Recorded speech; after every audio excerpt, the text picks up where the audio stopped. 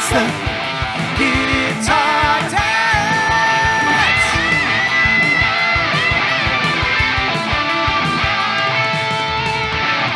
Welcome to the Guitar Dads Podcast, a podcast for guitar dads by guitar dads. This week, we're getting all festive. Kiss has an ace up their sleeve for the final tour, and put your gear in the box. This ain't no Justin Timberlake SNL skit. This week on the Guitar Dads Podcast. Now, here are the two guys who don't really like Kiss all that much, Matt and Dave. Hello, everybody. I'm Matt. I'm Dave. What's up, everyone? Welcome back to another pod. Welcome to the podcast, episode 14. We've done 14 of these. 14. Dave. Well, we've done 13. This is the 14th. We haven't quite. This is the 14th one. Well, technically we've done 14 because we're talking now. Hey, cheers to that, right? Raise your glass. Cheers to that. Yeah, you got a glass here somewhere.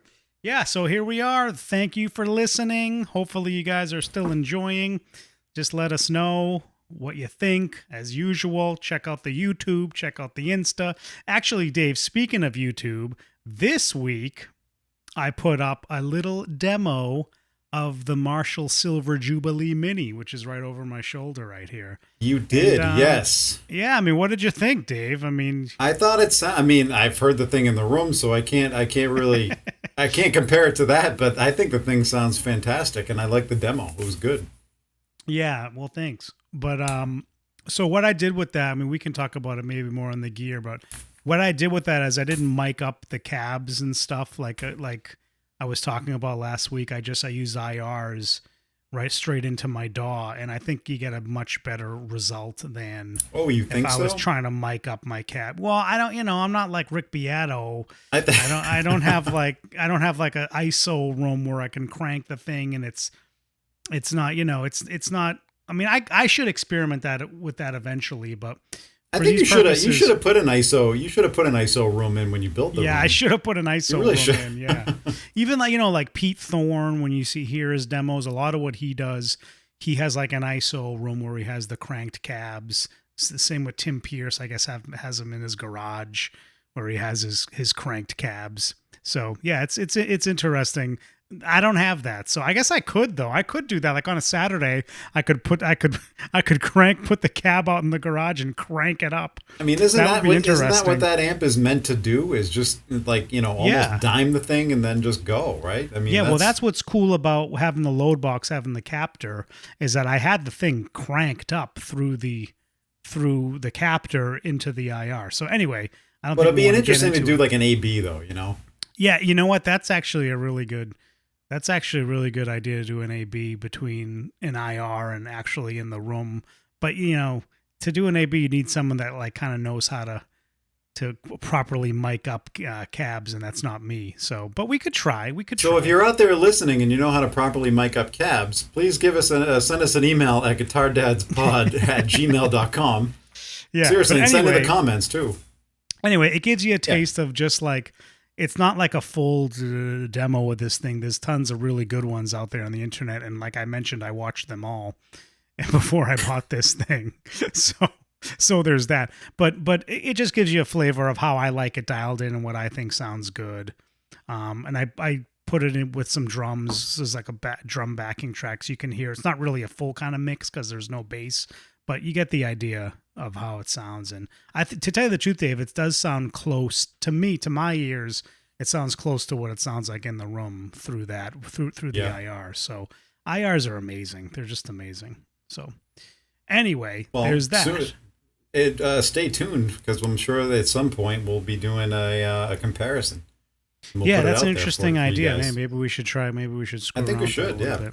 Yeah, it's not a bad idea. But yeah, I do have mics. We could mic stuff up. We'll see how it goes. So anyway. There we go. So that was YouTube this week. So thank you for all of you that checked that out. There's your catch up on YouTube for those of you that are behind on our channel. Check out all the new videos coming out. That's right. Dave is up in his meme game. There was another one that came out this week on the Instagram. Yeah, right? Keep checking out our Instagram, Guitar Dads Pod, on Twitter as well. It had something to do with John Frusciante. I don't know. It was John Frusciante. It was Hello Fresh. Hello Fresh. Free late night delivery For all your food needs. By John Frusciante. By John Frusciante. Amazing. Hello Fresh, yes. Anyway, check out the Insta. If you don't know, if you want to actually see what we're talking about, go check out the Insta. It's fun. Go check out the Instagram, yeah. Yeah. So, Dave, what are we getting into this week? What are we getting into this week? Well, I'm sure you've heard the news. Obviously, music is, we've talked about this on the last several pods. Music is definitely coming back, and now festivals are coming back. Really good news, right? Ooh. Upcoming in July, Lollapalooza in Chicago. And in September, I hadn't actually heard of this Bottle Rock show. This is a festival in Napa in September. Oh, cool. And I'll tell you, so the Foo lineup Fighters are incredible. on both bills, and I think they're headlining one of the nights at Lollapalooza. Okay. And you know who's on this Bottle Rock ticket? I think the Foos always headline Lollapalooza. Didn't they start Lollapalooza? I don't know. Well, back then there were so many. There was the Horde Fest and Lollapalooza and so many festivals. They're one of the originals at Lollapalooza, I think. So I think they're always involved in it. So that's pretty cool. But yeah, it's cool to see Chicago's gonna be doing their thing. I don't know, Dave. You think we should fly out to Chicago for Lollapalooza? I mean, I think it's a perfect weekend to do. Yeah. Sounds like a fun. It sounds like a fun idea. I think we should probably do it. We can convince the wives. My brother lives in Chicago, so he's got a place for us to stay. Yeah, and we're going to have him on the podcast soon, right? Oh, yeah, my brother does have to come on. My brother recently joined a Pink Floyd tribute band. He plays keys. Very cool. He's a keyboard dad, not a guitar dad, but close enough. Well, we'll let him on the show. Yeah, we can let him on the show, right? That's allowed. Yeah, and I almost think if we invite him on the show, we should invite one of the guitar players from his band. Oh, I think that's a given, right? I mean, you got to have a guitar player on the show. Or maybe we'll have him first, and then one of the guitar player from the Pink Floyd tribute. And we'll band. just direct all the questions to the guitarist, and every time that your brother tries to edge in on the conversation, but what string gauge do you usually use? What do you? That's actually a good idea. We should have him on, and then maybe later we'll have guitarist from his Pink Floyd tribute band, because he says these guys. My brother recently joined this band.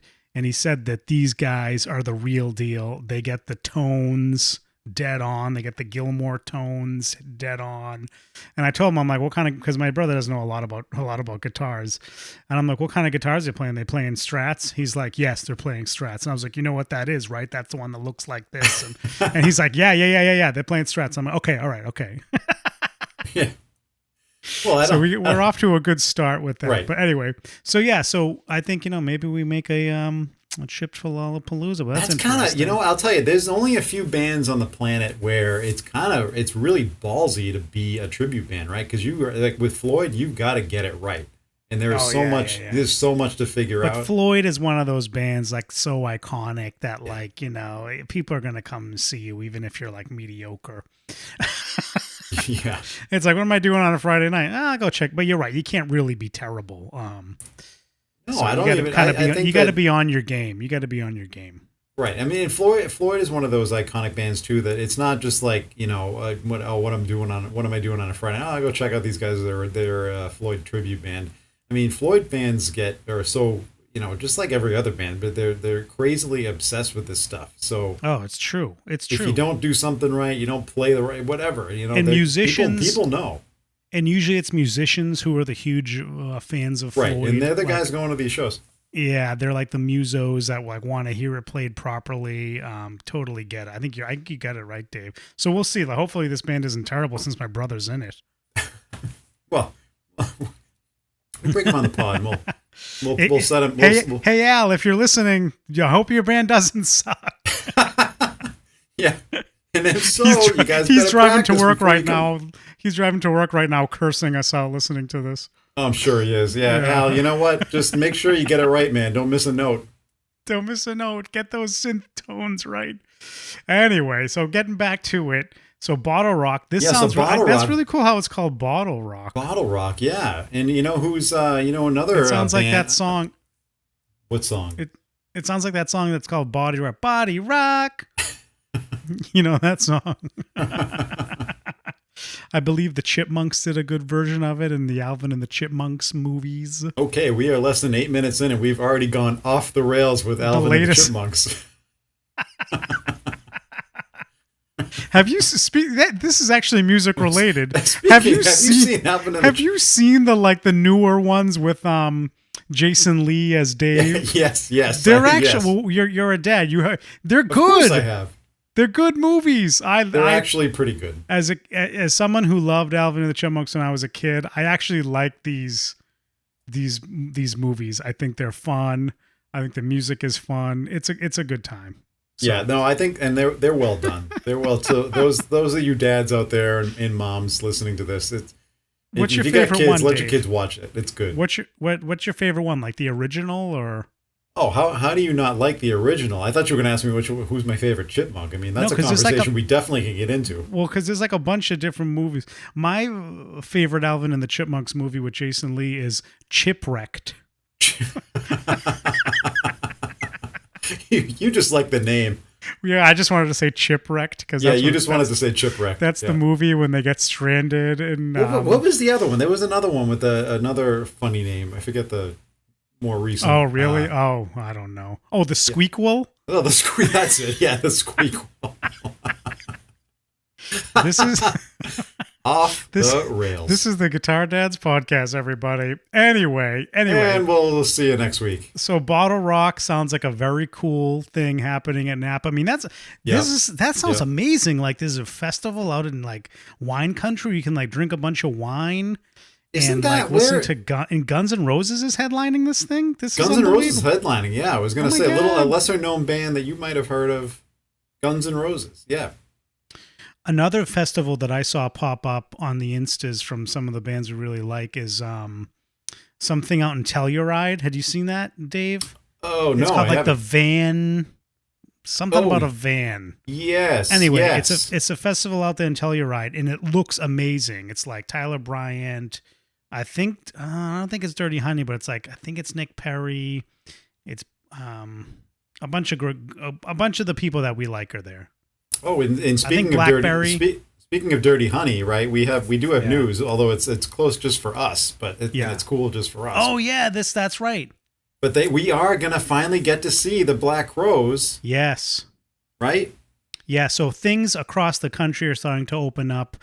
You know, Massachusetts, for better or worse, is one of the last to open up. But after May 29th, it was announced that everything is opened up without any restrictions, which, I mean, honestly, Massachusetts is late to the game on this, but it's still great news. And what that means what that means is that all the big concert stages around here are kind of scrambling to get shows up and running. Yeah. And Dave and I had tickets to this one for July of 20, right? July 2020 we had tickets, and then we also and then it was rescheduled for this July. And that got pushed. Now it's in September, but the great news is Dirty Honey's on this tour. Dirty Honey is opening with the Black Crow for the Black Crowes on this entire tour, which is really cool. So like if you're a Black Crowes fan, you should definitely go to the show. This is where they're doing the whole album. They're doing Shake Your Moneymaker. Yeah, it's going to be good. The whole thing. It's going to be so good. Going to be so and good. Dirty Honey is opening for them, which is just awesome, right? This is like I couldn't have got better news this week. Exactly. Yeah, when you sent that to me, I was so psyched. I was like, "Oh my God, this is our prayers." I think I sent you the text, and I said, "Dave, our prayers have been answered." Our prayers are answered. Because to tell you the truth, what Dave and I have been doing is like scouring the Dirty Honey tour and like trying to figure out like, are you guys coming to the New England? Like I'm like hitting them up on Instagram, like anything in New England. I think the closest they were going to get to us was Jersey in their tour. And then like it was on a weekend where Dave and I couldn't do it. And I'm like, what are we going to do? And then this hits and we're like, oh, it's on. This is great news. So I think also a sign of the times, right? A sign of coming out of this pandemic and how much you and I are jonesing for live music. So if you haven't heard of this tour, right? So they're playing through Shake Your Moneymaker in its entirety. So it's the set list, right? That's it. Yeah. So we are so jonesing for a show. We are talking about possibly going down to Jersey 2 nights later to see the same show. Yeah, we should actually probably do that. I mean, that would be kind of cool. Joking. Although I'd love to see a Dirty Honey headline where they can play the whole album and some of their older songs, because we're only going to get like a half hour for. We'll get a half. I mean, yeah, it's going to be awesome. Don't get me wrong, but I'd love to hear like new album in its entirety. Although the new album is just a half hour. Yeah, the new album is short, so you might see the yeah. But still, like, I'd love to see, like, it's still not going to be the same. Like, I'd love to see them in a smaller club, smaller venue, and just go insane, like House of Blues or something. Like, I would love that. Maybe our prayers will be answered later on in the fall or the winter or something, Dave. Yeah, I mean, I can see they are definitely they're definitely gaining steam, and I could see them doing a winter tour and coming around here, or at least close. I agree. Hopefully they do something like that. But yeah, so this is the good news, right? I think finally, like this week or last week, we really got the news, but now stuff is really starting to come on. I did see that. I think I sent it to you maybe today or yesterday, Dave. Aerosmith actually postponed their show, but instead of doing what Motley and Def Leppard did, was postponing it completely into 2022. I think Aerosmith said, no, we're coming to Fenway, but we're going to do it like in September, right? Because I think they were worried because prior to this is just to give everybody like the inside scoop. Prior to this, the governor of Massachusetts was saying, oh, everything is going to be unrestricted August 3rd, right? Instead of now so this it got is a bumped jump. up. This is a jump in the timeline. Yeah. So like all these big venues in Boston are like kind of scrambling, but Aerosmith came out and said, no, we're going to do it, and we're going to do it in September. So that's cool. So like Fenway, and I was looking at the Fenway page, like new shows keep popping up. Like it's unbelievable. Like things actually, are just going full blast.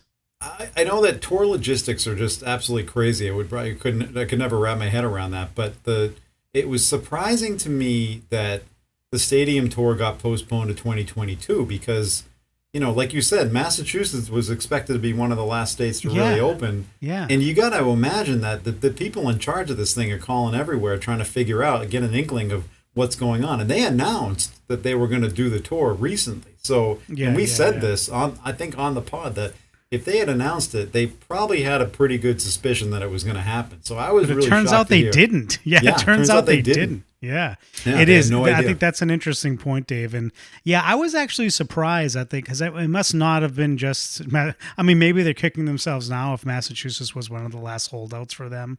But they must have been, they must also probably was a risk thing for them where they thought, what happens if there's another outbreak and things get canceled? Like we can't afford to run a tour of this magnitude with that kind of uncertainty out in the world, right? Yeah, you're probably right. I'm sure you're right. I think they were just like, let's just wait till it settles down. There's no question, right? Because I think with that many bands, that many logistics, that kind of a tour, I think it's just too massive to have any sort of doubt that it could happen, right? But now, but things are looking good. It looks like we're going to be back, so maybe they're kicking themselves now. Yeah, they might be kicking them, but I wonder. It's funny. I didn't before they canceled it. I hadn't looked at any of the dates, so it'd be kind of curious to see what was scheduled and then what they ended up having to cancel. Yeah, I mean they canceled the whole thing, right? I mean, I know, but I'm saying my point is like looking at some of the dates. Were they a lot of Northeast dates and then California dates? Or were they everywhere? I think honestly, I think it was really about the overall uncertainty of this whole thing and what's going to happen, and they didn't want to take any risks because there's just so much upfront money that has to be spent, right, on the crew. Like once you contract the crew, like I think they got to pay them a certain amount of money. Like, yeah, you don't have to pay them the full, but like it just, and then bands have guarantees. Like the business side of this is like beyond insane on these. So then tours. why would they announce it then? Like literally 2.5-3 weeks ago. I agree. Right? I agree with you. I don't know why they did this. I think they they probably didn't understand all the thing. Everybody's finding their way through this, Yeah. It's just and who knows? It might have been some argument between the groups, saying, we'll yeah. Who knows who wanted to go out, but the other guys didn't. And yeah, I think that's what it comes down to is that it's not just one band and like there's support. It's like there's four pretty big acts. So yeah, I think that's was the bottom line there. So it's a bummer, but which I think hopefully, Dave, means we can actually be able to get tickets and go to this thing next year. So yeah, well, I mean I think they're honoring the tickets that were already purchased, but so there's going to be very few left. And look at the reseller pricing on that. Oh yeah, it's going to be crazy. Yeah. But I think once it's like all announced and we understand what's happening, maybe we can get in on it. But it is good. I mean, this is like I said, overall, it's great news. Concerts are coming up. You know, I just can't wait. We gotta get to some other concerts too, Dave. Like, this is the thing is, like, Dave and I are like, oh, concerts are happening, but like, which ones do we actually want to go to? Right. And this is the other thing, because things are open up, like our calendars are getting kind of filled up as well with different things we're gonna do with family and friends. So these are all great problems to have. But great problems to have. The bottom line is we're gonna be out there seeing shows again over the summer, and that's just great news. Yeah, and I think we're even talking about seeing Blackberry Smoke right at the end of August. So Blackberry, oh yeah, we're definitely going to go see the Blackberries. Stay tuned for that. That great band. If you haven't had a chance to see them, go out. And see they're them. awesome, Blackberry. Awesome live act. I mean, I love their music in general, but live they just kick ass. Oh, I know who it was. I just remembered that one out in Telluride was Rival Sons is headlining that. Oh, yeah, that little festival. And this is going on. Is this going on? Yeah, it's happening out there in Telluride, Colorado. Yeah. What are the chances that we can convince the wives? I know. How do we fly out to there? Colorado? How do you do this? How do we get out there, Dave? This is the core problem of the guitar dad, right? Yeah, like how that's do you true. convince the wife, and depending on the level of ask, right? I mean, that's a huge ask. It is a big ask. Maybe we can figure it out. I don't think we can figure it out. We can do some mountain biking out there. It'd be a great time. If you guys have any ideas, please contact the show. No, yeah, seriously. You guys probably have the same problems we do. If you have any ideas, contact the show and send us 2 tickets from Boston to Denver. Yeah. Exactly. And we will meet you there. But all right, well, so this is exciting. But Dave, you had some other music news you wanted to cover tonight. I did? What was the other music news? You wanted to talk about Kurt Cobain. Talk about Kurt. Oh, did you hear this? I saw it. I saw it. Did you see this? Yeah, his so I think a lock of his hair sold at auction for $14,000. Now that's ridiculous, but it did get me thinking, right? So yeah, who of all of the acts that you love, pick one. And what would you buy off of them, from them, of theirs, whatever, and what's your price? Yeah, so it actually is a really good thing that you brought. I mean, obviously, like a lock of hair is like ridiculous, but you know, people are hardcore fans. But you know what's becoming more and more popular, and this kind of gets into a little more on the gear side, but you know, there's some artists that are putting like massive lots of stuff up on Reverb, which for those of you that aren't obsessed with gear like we are, it's like an online, it's almost like an eBay for just music gear, and it's awesome. And so artists will put like lots up there. Actually, the guy from Guns N' Roses, who's now the Richard Fortas, player, he just put up a lot of stuff. He put up a massive lot with Chicago Music Exchange, which is owned by the same company as Reverb. And, well, actually, no, they're not anymore because Reverb got sold. That's right.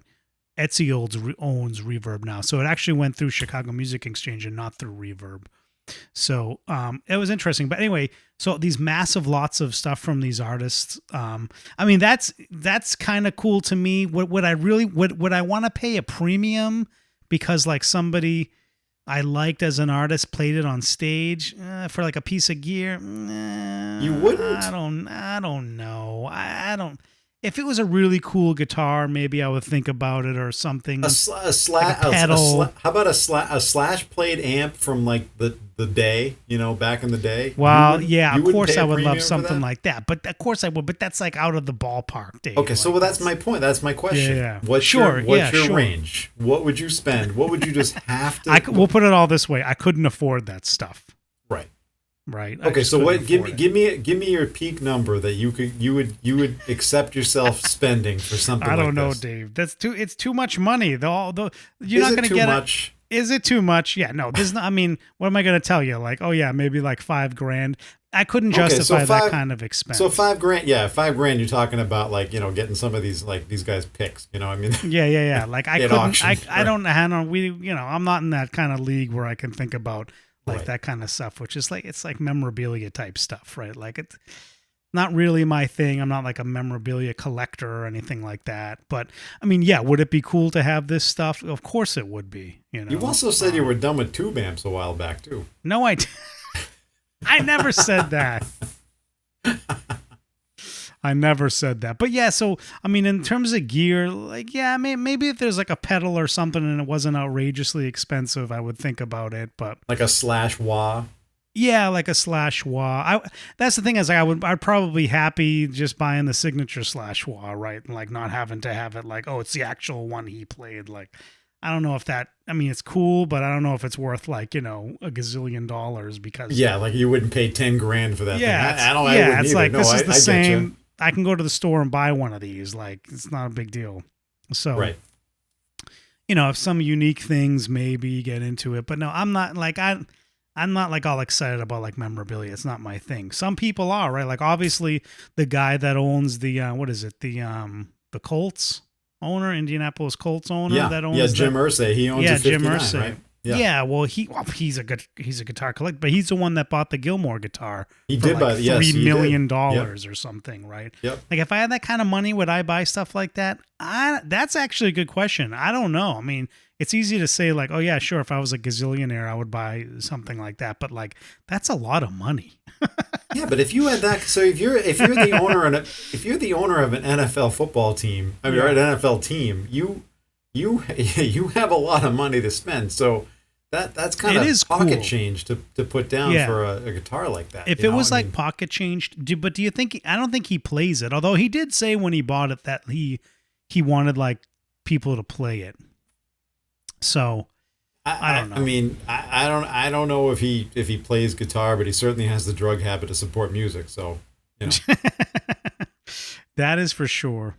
Or I wonder if it's going to be like a thing where like that, what's his name? That Music Is Win guy, Tyler, when he like played the Clapton guitar that they thought was going to sell for like $100,000 and no one bid on it. Oh, nobody bid on it? I didn't hear that. Yeah. He made like this big video because the auction house invited him. They're like, oh, why don't you come and check this out? You know, to kind of hype it up. I would assume. Speaking of Clapton, I heard today he got the COVID vaccine and he said the side effects made him feel like he almost was never going to sing and play again. Yeah. Did you see that? I saw that. I mean, that's unbelievable. Like, is that really true? Like, I don't know. Maybe it is. I don't know. I mean, poor Eric, you know. Yeah, seriously. Hopefully he's okay. Hopefully he's okay, but that's really bad vaccine messaging, right? I mean, well, yeah, but he's been on the, let's just say he's been on the other side of this whole COVID thing for a while, right? Yeah.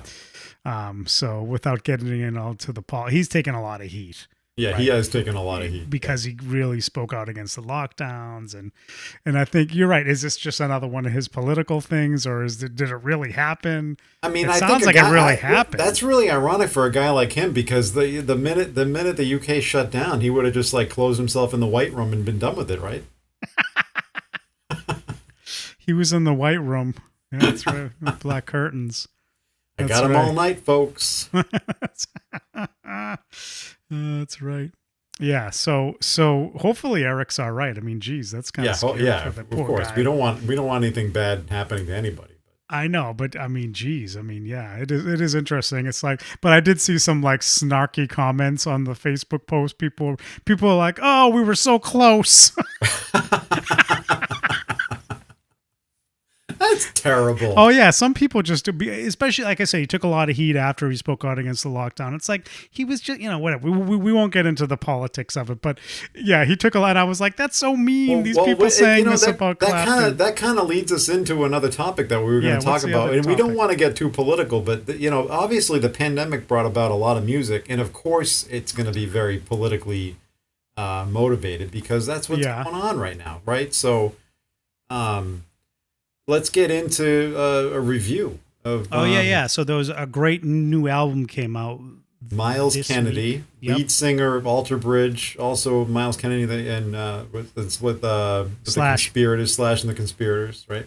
Yeah. He's Slash's lead singer and co-writes all that awesome Slash stuff and does all the singing. So I mean, he's an amazing artist. He's come out with this new album. This is the second solo album, but this one has a much different flavor than the first. The first one was like the yes.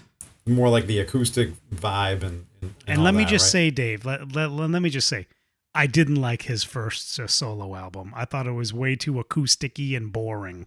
Agreed. I love his singing, and don't get me wrong, like one of his best songs ever is like an acoustic song with Alter Bridges, Blackbird, right? Oh yeah. But then Blackbird Well, gets awesome and there's like awesome Blackbird, guitar. yeah, Blackbird kicks it into high gear. That's But I heard a couple of the singles where he does get into the electric stuff pretty well, and it's pretty rockin'. They got a couple great ballads too that are all acoustic, like "Watch Over You" and They get so many acoustic, and to tell you the truth, maybe I didn't give the thing as much of a chance as I should have. His first solo album, I just heard a couple of songs and I was like, yeah, it doesn't seem like it's my thing, but maybe I should give him another chance. But I'm definitely going to give this album a chance because I heard a couple of the stuff he put on YouTube, and it sounds great. It sounds much more kind of on the heavier rock side, and it's Miles, and his voice is incredible still. Yeah, he's awesome. He's awesome, and I listened to it a lot today. It's definitely got a different guitar vibe to it. He gets a lot of great. He's got some great telly tones on there. Yeah. Obviously, he's a PRS guy through and through, so you hear that a lot. And he also plays a ton of slide. Yeah, he loves the dobro and the slide. He loves the dobro, yeah, and he's a great player. So he's awesome. The album's great. The music is great. A lot of like traditional, Miles like melody lines in there, and some of it. And it must. This to me. I have no idea, but when you listen to it, you'll have to tell us. I really feel like the last bunch of years that he's been touring with Slash, that his Slash has really rubbed off on him. You'll hear some of these licks on here. Oh, and it's totally. like it's total Slash. Yeah, you can totally see that. Yeah. Well, in writing with Slash too, right? In writing with Slash, yeah, He's not just touring; he's like writing, and collaborating. So, no, it was interesting, Dave. I read an article. I don't think I sent it to you. I should send it to you today about Miles and how he wrote this album, and he actually said. You're talking about the Loudwire article? Well, I think it was Music Radar, where he was talking about how he was inspired by a lot of plugins, like recording plugins. No. Yeah, he was talking about how like recording plugins really inspired him to write this album and be more creative. Just it got his creative flow going.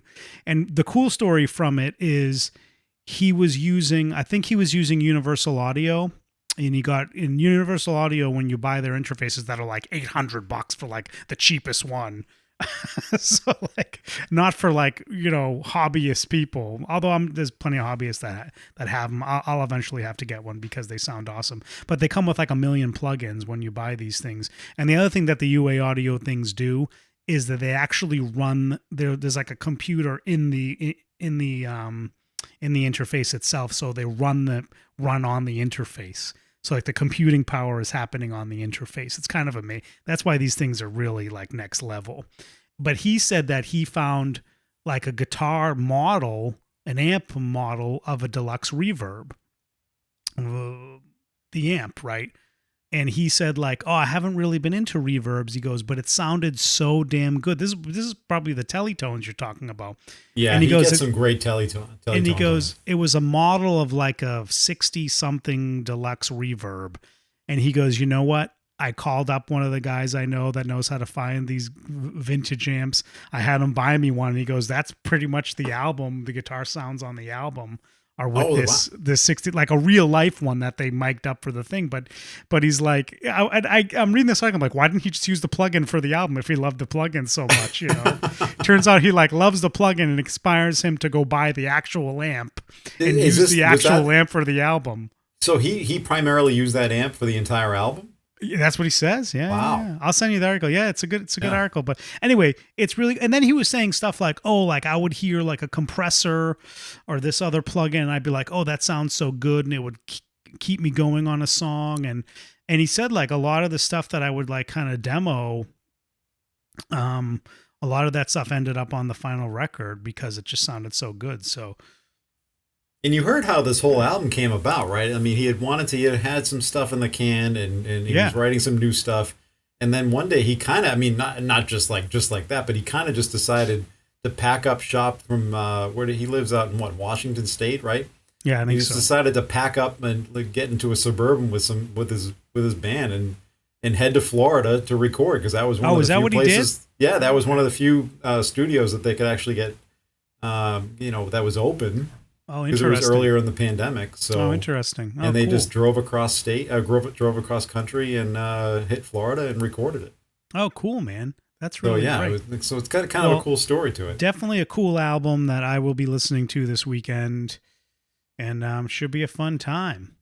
Yeah, good music. I'm looking forward. I'm really looking forward to seeing what Slash and Miles come up with next, and I'm sure they're gonna be coming out with an album soon. And what about not to go into a rabbit hole, but what about like all this rumor about GNR prior to the pandemic about GNR coming out with original music? Is that going to happen?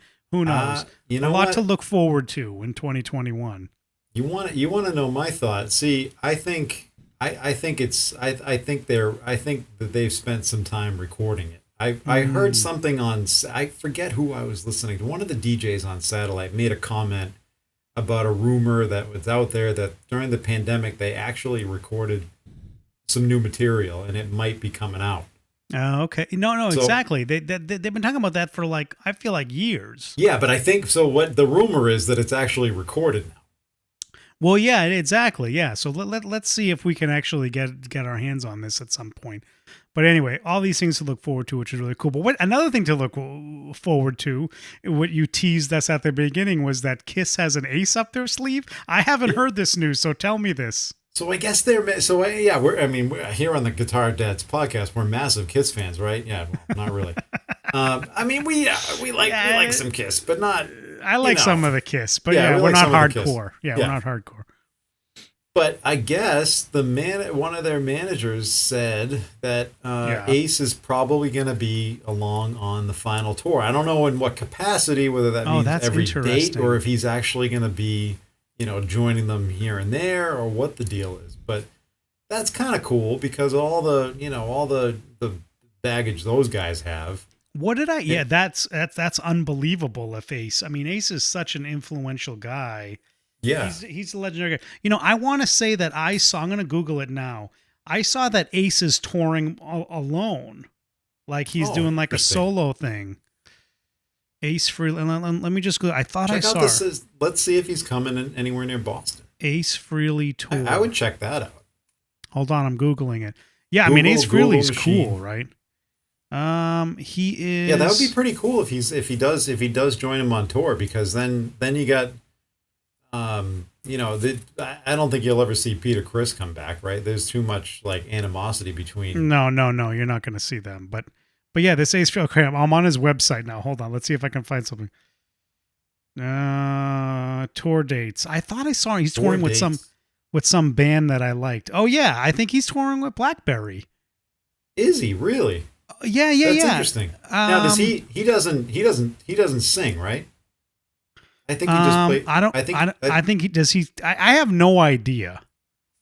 But he's got all these. Oh, I'm sorry. It's not Blackberry. It's Alice Cooper.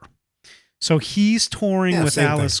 Yeah, I'm such an idiot. I'm like, why would he tour with Blackberry? What the hell am I talking about? So he's touring with Alice Cooper.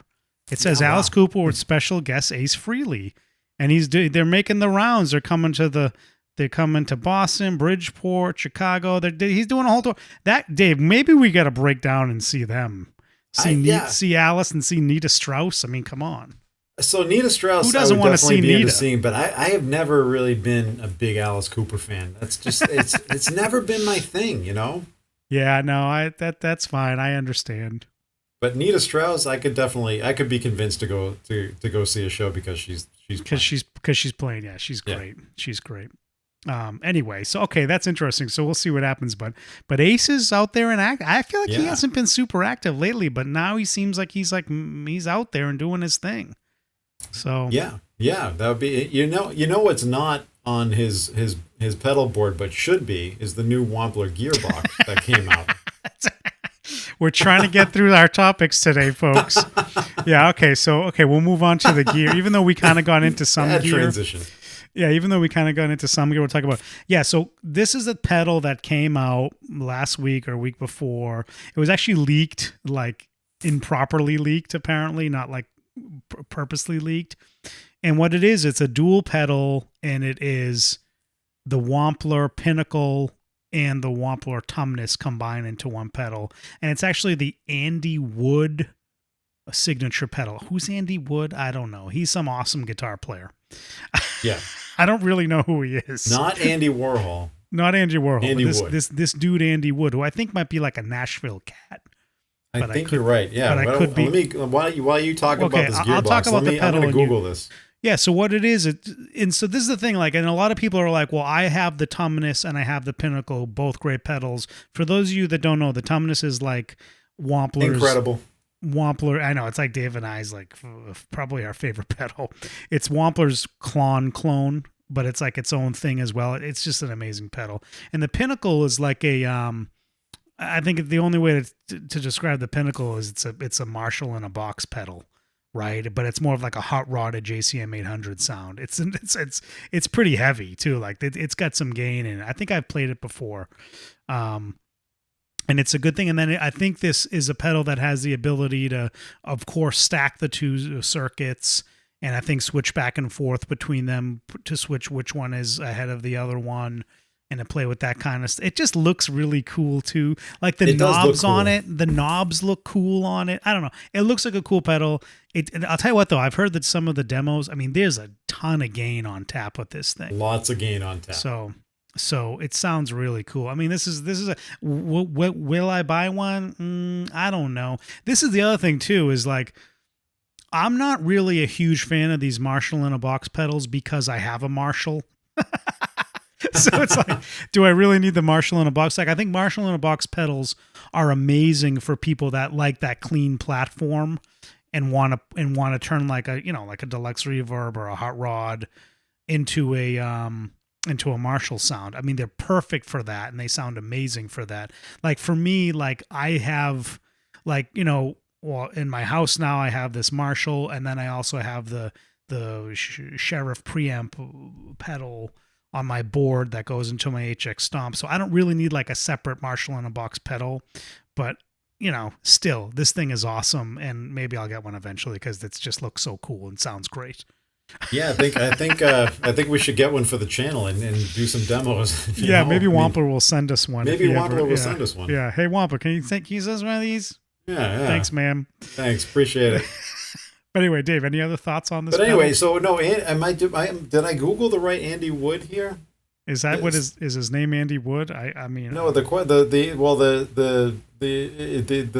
proper way to say it was Andy Wood. Andy Wood was an American musician, lead singer, and lyricist for the alternative rock bands Malfunction. It's spelled funny. It's spelled Mother Love Bone. Oh, so yeah, Love Bone. Are we saying it's the wrong? Are we saying the wrong guy? Is this the right Andy Wood? This no, can't be no. the right Andy Wood. Is it the right? Died in 1990. No, this is not the right Andy Wood. Hold on. Let's type it in. This can't be the right Andy Wood. Maybe it's not the right. Maybe you got the wrong name. Andy Wood, Wampler pedals. No, it's Andy Wood. That's the Andy Wood.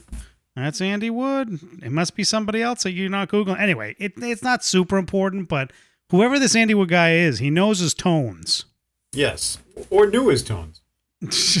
I don't think it's the same guy. I think it's a different Andy Wood. Andy Wood Signature Overdrive. Yeah. Anyway, it is definitely... Here at the Guitar Dads podcast, we're very prepared with our material for the evening. There's another piece of gear I want to talk about tonight, though, which I thought was interesting. I thought we might have a little conversation about. So PRS. So PRS has come out with a new version, like I would say a next generation of their Archon amps. And in the Archon, the previous version was like this 100-watt monster that was probably like $3,000 or something. And now they've come out with a combo, a 50-watt combo and a 50-watt head. And I think the price range for the head is like $1,000. It's like $1,000 for each of these things, right? So, which makes me think like they're not made in America anymore. It's kind of like what they did with the Tremonti Signature, the MT 15 is what they call it, which was like a small lunchbox amp that they did a couple years ago, which is a Mark Tremonti signature, which in these things, like that amp sounds incredible. I've never heard the Archon in person, but it seems like a really cool amp. But it did bring it up. Like, people don't really talk about PRS amps. Like, they're almost kind of like an afterthought of a lot of things. That's a good point. Yeah. And PRS, right? Yeah. And PRS is like this kind of really brand known for super high quality. But what are your thoughts on like PRS amps, Dave? I think they're good. I know nothing about them. You never. I haven't done a lot of research. I haven't heard them very much. Occasionally, something I'll pop across on YouTube and somebody's playing through one of them. But I guess I don't have an opinion. It took me by surprise tonight. Well, anyway, I mean, what do you guys out there think about PRS amps? I mean, I think they're cool. Like, I think the Archon, there's actually a model of the and I hope I'm saying it right. The Archon, I think it is the Archon. Well, what kind of flavor do these things usually have? There's a model of the Archon in the HX Stomp that I have played, and it's a pretty heavy gainy amp. Like, it's kind of like, I would argue it's almost like a metal sound. I mean, you can dial back the gain and do it, but I would argue it's more of like a modern high gain sound, like along the lines of like, I don't think Mesa Boogie is modern, but when you think about compared to Marshall sound, it's a little more modern, right? Like along the lines of those kind of heavier amps, right? Like maybe the Ingles or the Diesels or one of those kind of things. Like, it's pretty scorching stuff. But it also has a clean channel that's really nice sounding. I don't know. I mean, supposedly it's like one of these really popular amps, but I don't know. I haven't played around with it a lot either. Maybe I'll play more with the HX Stomp, the Archon, model and see, but it's still interesting because this is definitely PRS trying to make a play, right? Because it used to be like their amps, I remember like John Mayer had a signature, a PRS amp, that like went along that he played on and the Grateful Dead shows that he does, the Dead and Company shows. And the amp is like $5,000, like insane amount of money.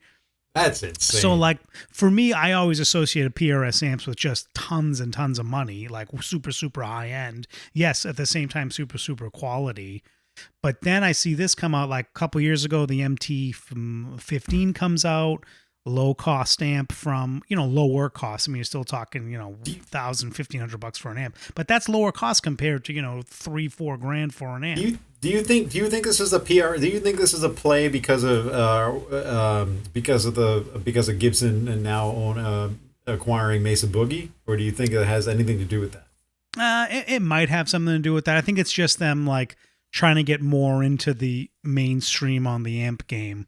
So like hobbyists like us that aren't like pros, and don't want to go spend $3-4 grand on it. And to tell you the truth, like in the $3-4 grand, if you're spending that kind of money on an amp, like you have a lot of options, right? And like, how are you going to go to PRS? Whereas you also have a lot of options in the $1,000 range. That's true. But to associate with a PRS that has a brand that's really known for high quality, high end at a lower price point, I can see why they're doing this. I think it's a smart move. We'll see if especially doing it with their Archon amp, which are like probably their most iconic amp, right? Like a lower cost version of that. I mean, it's kind of a cool thing, right? I think that's... Yeah, it's interesting. It's definitely interesting. Yeah. We'll see what happens. I'd love to like give one a go at some point. Well, why don't you? Yeah, you should definitely check it out on the Stomp and see what you think of it. Yeah, and give a little review, in a coming podcast, so we can talk more about it, because I think it's an interesting. Yeah, it definitely they're like is. The forgotten amps. Yeah, they are exactly. Because I like I said, I don't have much of an opinion because I don't really know a whole lot about their amps. I mean, I certainly know more about their guitars than I do their amps. As I say, I think they're really, but I like I said, I actually heard that MT15 in person, because this was, and I hope they do this again. A couple years ago, they did a guitar amp show in like one of the hotels in the suburbs of Boston. And it was really cool. I got like, Dweezil Zappa was there. He was nice. He was actually demoing like Axe Effects, which was pretty cool, like the Fractal was what he was he was demoing, and the tones he had was like insane because it's Dweezil. And then the PRS was there, and they had like the little amps set up, and they had some of the. I probably did hear an Archon in person there, but the MT-15 had recently come out, and people were demoing that, and it sounded so good. This 15 watt amp, right? I was like, damn. So I think PRS, known for quality. This is something maybe to check out. I thought it was an interesting play by them, worth bringing up. Yeah, it is. It's definitely an interesting play by them. Yeah, so there you go. And also worth checking out is our Instagram and Twitter Twitter feeds at Guitar Dads Pod, and also our YouTube channel. Search Guitar Dads on YouTube and check us out. We got lots of new content up there, and would love to hear some comments. Some of you have already been commenting. Thank you. We appreciate the views and the listens and all that stuff. And keep tuning in for more action coming your way. And, Dave is a master of the transition, folks. I don't know about that. Yeah. For more awesome transitions from Dave, tune in next week. There you go. There's your transition. Well, I think that's the Guitar Dads podcast this week, right? That's it. Catch you guys on the flip.